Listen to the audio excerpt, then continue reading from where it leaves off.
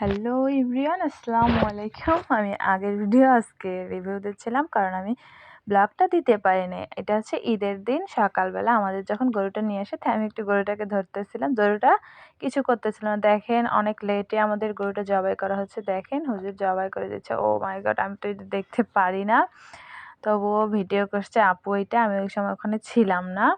আপু এটা ভিডিও করে নিয়ে আসছে। তো দেখেন এখানে আবার গরুটা ছেলা হচ্ছে।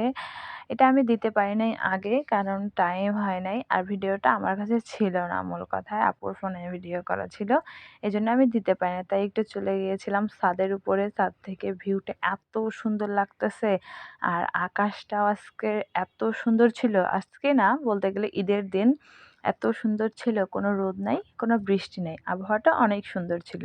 আমার অনেক ভালো লাগছে, তাই একটু আমি ভিডিও করে নিয়েছি।